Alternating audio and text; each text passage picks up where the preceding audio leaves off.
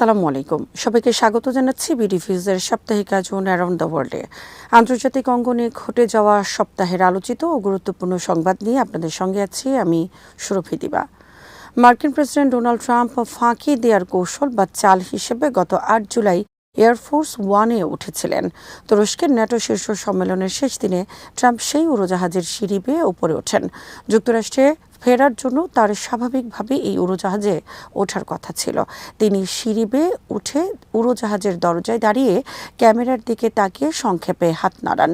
Trump কয়েক দশক ধরে এয়ারফোর্স ওয়ান হিসেবে ব্যবহৃত আইকনিক হালকা নীল রঙের 747 উড়োজাহাজের ভেতরে অদৃশ্য হয়ে যান। এরপর একটি ক্যাটারিং কন্টেইনারের ভেতরে লুকিয়ে গোপনে সেই উড়োজাহাজ থেকে বের হয়ে যান তিনি।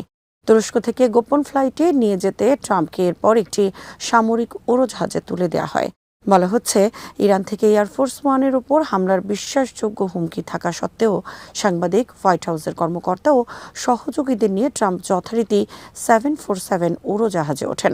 কয়েক বছর ধরে ইরানের কথিত নিশানায় থাকা এক মার্কিন প্রেসিডেন্টকে রক্ষার জন্য এই কৌশল নেওয়া হয়েছিল। নিউ ইয়র্ক টাইমসের প্রতিবেদনে দাবি করা হয়, তুরস্কে ট্রাম্পের শেষ দিন শুরু হওয়ার সময় এই নতুন হুমকি সামনে আসে। এই হুমকির বিষয়ে জানেন এমন দুই কর্মকর্তার মতে, মার্কিন গোয়েন্দারা রাতেই একাধিক সূত্রে খবর পান ট্রাম্প ঠিক কোথায় এবং কোন তলায় থাকছেন তা ইরানিরা হুবহু জানেন এবং ন্যাটো সম্মেলনের কাছাকাছি এলাকায় কাঁধে রেখে নিক্ষেপযোগ্য ক্ষেপণাস্ত্র সহ একজনকে দেখা গেছে। মার্কিন কর্মকর্তারা সঙ্গে সঙ্গেই পরিকল্পনা আঁটতে শুরু করেন। হুমকি পর্যালোচনা এবং কিভাবে এর জবাব দেওয়া হবে তা ঠিক করার ক্ষেত্রে জয়েন্ট চিফ অফ স্টাফের চেয়ারম্যান জেনারেল ড্যান কেইন ছিলেন অন্যতম প্রধান ব্যক্তি। এ ধরনের কৌশলের বিষয়ে জেনারেল কেইনের বেশ ভালো অভিজ্ঞতা আছে। কেইনের আগের কাজ ছিল সিআইএ এর সঙ্গে পেন্টাগনের যোগাযোগ রক্ষা করা। 2025 সালের জুনে মার্কিন বাহিনী যখন ইরানের পারমাণবিক কেন্দ্রগুলোয় হামলা চালায়, তখন তিনি এই নজর ঘোরানোর বা বিভ্রান্ত করার কৌশল তৈরিতে সাহায্য করেছিলেন। ট্রাম্পকে ছাড়া যারা উড়োজাহাজে উঠেছিলেন তাদের সবাই কিন্তু এই বিষয়টি সম্পর্কে পুরোপুরি অন্ধকারে ছিলেন না। পররাষ্ট্রমন্ত্রী মার্কো রুবিও এই হুমকির বিষয়টি জানতেন। স্পর্শকাতর একটি বিষয় নিয়ে আলোচনার স্বার্থে নাম প্রকাশ না করার শর্তে দুই মার্কিন কর্মকর্তা জানান, ট্রাম্পকে নিরাপদে তুরস্ক থেকে বের করে আনার পরিকল্পনা তৈরিতে সাহায্য করার পর রুবিও সেই পুরনো জাহাজটিতেই ভ্রমণ করেছিলেন। এই মাটির টানে সারা দুনিয়ার সেই সব মানুষের জন্য আমাদের সামান্য সংযোগ, মাত্র 30% টাকায় জমির মালিক হয়ে নতুন বাংলাদেশের গড়ে তোলার স্বপ্ন দেখা। বাংলা বসতি। এই মাটি আমার, এই জমিন আমার। হরমুজ প্রণালীর নিয়ন্ত্রণ নিয়ে ইরান ও যুক্তরাষ্ট্রের মধ্যে নতুন করে উত্তেজনা তৈরি হয়েছে। বৃহস্পতিবার ইরানের আধা সরকারি ফার্স্ট নিউজ এজেন্সির বরাতে দেশটির বাসিজ প্যারামিলিটারি বাহিনীর প্রধান হোসেন তাইয়েব দাবি করেছেন, কৌশলগতভাবে গুরুত্বপূর্ণ এই জলপথ এখনও ইরানের নিয়ন্ত্রণ ও ব্যবস্থাপনায় রয়েছে। তাইয়েব বলেন, আজ আপনারা দেখতে পাচ্ছেন হরমুজ প্রণালী ইসলামিক রিপাবলিকের ব্যবস্থাপনা ও নিয়ন্ত্রণে রয়েছে। তার দাবি, যুক্তরাষ্ট্রে ইরানের আঞ্চলিক প্রভাব ও জনপ্রিয়তা দুর্বল করতে হরমুজকে কেন্দ্র করে নতুন যুদ্ধ শুরু করেছিল, কিন্তু সেই প্রচেষ্টাও ব্যর্থ হয়েছে। তাইয়েবের এই বক্তব্যের একদিন আগে মার্কিন প্রেসিডেন্ট ডোনাল্ড ট্রাম্প দাবি করেন, হরমুজ প্রণালীর উপর যুক্তরাষ্ট্রের সম্পূর্ণ নিয়ন্ত্রণ রয়েছে এবং ওয়াশিংটন এই নিয়ন্ত্রণ ধরে রাখবে।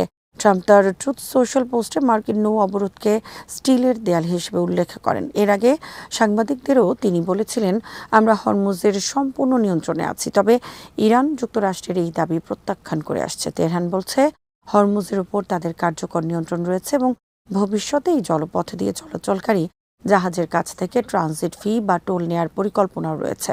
এ বিষয়ে ওমানের সঙ্গে সমন্বয়ের কথাও জানিয়েছে ইরান। বিশ্বের অন্যতম গুরুত্বপূর্ণ জ্বালানি পরিবহন পথ হওয়ায় হরমুজ নিয়ে এই অচলাবস্থা আন্তর্জাতিক অর্থনীতিতে বড় প্রভাব ফেলতে পারে।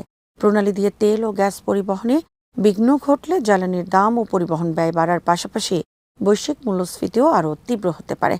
এদিকে ইরান হরমুজের টোল আরোপের পক্ষে পরিবেশগত ক্ষতির যুক্তিও তুলে ধরেছে। দেশটির পররাষ্ট্র মন্ত্রণালয়ের মুখপাত্র ইসমাইল বাঘাই বলেছেন, উপসাগরীয় অঞ্চলে কয়েক দশকের দূষণে ইরানের ব্যাপক ক্ষতি হয়েছে। হরমুজ দিয়ে বাণিজ্য করা দেশ ও কোম্পানিগুলোর পরিবেশ রক্ষায় দায়িত্ব রয়েছে। পরিবেশবাদীরাও সতর্ক করেছেন, সংঘাতের কারণে জাহাজ দুর্ঘটনা ও তেল ছড়িয়ে পড়ার ঝুঁকি বেড়েছে। হরমুজ ও আশপাশের এলাকায় প্রবাল প্রাচীর, ম্যানগ্রোভ ও সি গ্রাস সহ গুরুত্বপূর্ণ সামুদ্রিক বাস্তুতন্ত্র রয়েছে। বড় ধরনের তেল দূষণ হলে উপসাগরীয় দেশগুলোর পানির নিরাপত্তাও হুমকিতে পড়তে পারে। ফলে হরমুজ এখন শুধু সামরিক সংঘাতের কেন্দ্র নয়, এটি বৈশ্বিক জ্বালানি নিরাপত্তা, বাণিজ্য ও পরিবেশের জন্য গুরুত্বপূর্ণ একটি সংকটস্থলে পরিণত হয়েছে। এই মাটির টানে সারা দুনিয়ার সেই সব মানুষের জন্য আমাদের সামান্য সংযোগ মাত্র 30% টাকায় জমির মালিক হয়ে নতুন বাংলাদেশের গড়ে তোলার স্বপ্ন দেখা। বাংলা বসতি। এই মাটি আমার, এই জমিন আমার। ইসরায়েলের দখলে থাকা গোলান মালভূমির উপর ইসরায়েলি সার্বভৌমত্বকে কলম্বিয়া স্বীকৃতি দেয়ায় আনুষ্ঠানিক প্রতিবাদ জানিয়েছে সিরিয়া। বুধবার সিরিয়ার রাষ্ট্রীয় সংবাদ মাধ্যম সানা জানায়, জাতিসংঘের মহাসচিব ও নিরাপত্তা পরিষদের সভাপতির কাছে পাঠানো চিঠিতে কলম্বিয়ার সিদ্ধান্তের তীব্র নিন্দা ও সম্পূর্ণ প্রত্যাখ্যানের কথা জানিয়েছে দামেস্ক।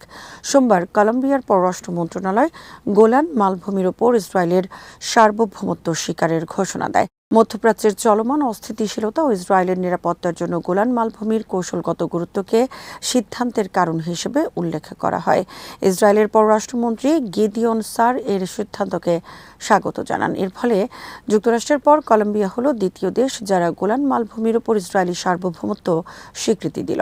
2019 সালে তৎকালীন মার্কিন প্রেসিডেন্ট ডোনাল্ড ট্রাম্প একই সিদ্ধান্ত নিয়েছিলেন। তবে সিরিয়া বলছে কলম্বিয়ার এই অবস্থান আন্তর্জাতিক আইনের পরিপন্থী। সিরিয়ার পররাষ্ট্র মন্ত্রণালয় জানিয়েছে, জাতিসংঘের বিভিন্ন প্রস্তাব অনুযায়ী গোলান মালভূমির সিরিয়ার ভূখণ্ড এবং শক্তি প্রয়োগ করে কোনো ভূখণ্ড দখল বা অধিগ্রহণের স্বীকৃতি দেওয়া যায় না।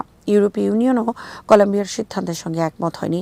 বুধবার ইইউ জানায়, আন্তর্জাতিক আইন ও জাতিসংঘ নিরাপত্তা পরিষদের 242 ও 497 নম্বর প্রস্তাব অনুযায়ী তারা গোলান মালভূমির ওপর ইসরায়েলি সার্বভৌমত্ব স্বীকার করে না। ইসরায়েলকে 1974 সালের বিচ্ছিন্নতা চুক্তি মেনে চলা এবং গোলানের বাফার জোনের সামরিক তৎপরতা এড়িয়ে চলার আহ্বান জানিয়েছে ইইউ। একই সঙ্গে জাতিসংঘের পর্যবেক্ষক বাহিনী ইউএনটিওএফ এর প্রতি সমর্থন ব্যক্ত করেছে তারা। 1967 সালের যুদ্ধে ইসরায়েল গোলান মালভূমির অধিকাংশ দখল করে। 1981 সালে অঞ্চলটি নিজেদের সঙ্গে সংযুক্ত করার ঘোষণা দেয় ইসরায়েল।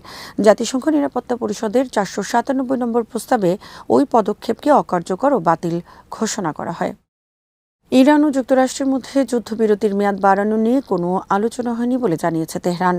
বুধবার রয়টার্সকে দেয়া এক সাক্ষাৎকারে এক জ্যেষ্ঠ ইরানি কর্মকর্তা বলেন, জুনে হওয়া অন্তর্বর্তী চুক্তির কার্যকর হওয়ার কোনো আনুষ্ঠানিক তারিখই ইরানের দৃষ্টিতে নির্ধারিত হয়নি, ফলে মেয়াদ বাড়ানোর প্রশ্নও নেই। এর আগে তুরস্কের আনাদোল এজেন্সি পাকিস্তানি সরকারি সূত্রের বরাত দিয়ে জানিয়েছিল, ইরান ও যুক্তরাষ্ট্র 60 দিনের যুদ্ধবিরতি বাড়াতে সম্মত হয়েছে। তবে ইরানি কর্মকর্তা এ তথ্য প্রত্যাখ্যান করে বলেন, চুক্তি হওয়ার 48 ঘণ্টার মধ্যেই যুক্তরাষ্ট্র তা লঙ্ঘন করে এবং কয়েকদিনের মধ্যে চুক্তি থেকে সরে যায়। জুনের চুক্তিতে সামরিক অভিযান স্থায়ীভাবে বন্ধের কথা বলা হলেও তা দ্রুত ভেঙে পড়ে। 60 দিনের সময়সীমার মধ্যে দুই দেশের চূড়ান্ত সমঝোতায় পৌঁছানোর কথা ছিল। এতে ইরানের পারমাণবিক কর্মসূচি সীমিত করা এবং যুক্তরাষ্ট্রের নিষেধাজ্ঞা প্রত্যাহারের বিষয় অন্তর্ভুক্ত ছিল। ইরানি ওই কর্মকর্তা বলেন, মধ্যস্থতাকারীদের মাধ্যমে যুক্তরাষ্ট্রের চুক্তিতে ফিরে আসা এবং প্রতিশ্রুতি বাস্তবায়নের সময়সীমা নির্ধারণ নিয়ে আলোচনা চলছে। তবে এ বিষয়ে কোনো অগ্রগতি হয়নি। এদিকে যুদ্ধের অবসানের সম্ভাবনা আরও ক্ষীণ হয়েছে। ইরানের শীর্ষ নিরাপত্তা কর্মকর্তা মোহসেন রেজাই বলেছেন, যুক্তরাষ্ট্র ইরানের শর্ত মেনে না নেওয়া পর্যন্ত হরমুজ প্রণালী পুনরায় খুলবে না। শর্তগুলোর মধ্যে রয়েছে ইরানের জব্দ সম্পদ ছাড় এবং লেবানন ও গাজা সহ আঞ্চলিক সংঘাতের অবসান। অন্যদিকে মার্কিন প্রেসিডেন্ট ডোনাল্ড ট্রাম্প দাবি করেছেন, হরমুজ প্রণালীর নিয়ন্ত্রণ যুক্তরাষ্ট্রের হাতেই। একই সময় উপসাগর ও বাব আল মান্দাব প্রণালীতে জাহাজে হামলার ঘটনায় উত্তেজনা আরও বেড়েছে। সংঘাত দীর্ঘায়িত হওয়ার আশঙ্কায় তেলের দাম বেড়েছে এবং বৈশ্বিক শেয়ার বাজারে নেতিবাচক প্রভাব পড়েছে। আজ এখানে শেষ করছি। সবাই ভালো থাকুন, সুস্থ থাকুন আর দেখতে থাকুন বিডিভিউজ। চ্যানেলটি ভালো লাগলে সাবস্ক্রাইব করুন, সংযুক্ত থাকুন আমাদের ফেসবুক পেজে। আল্লাহ হাফেজ।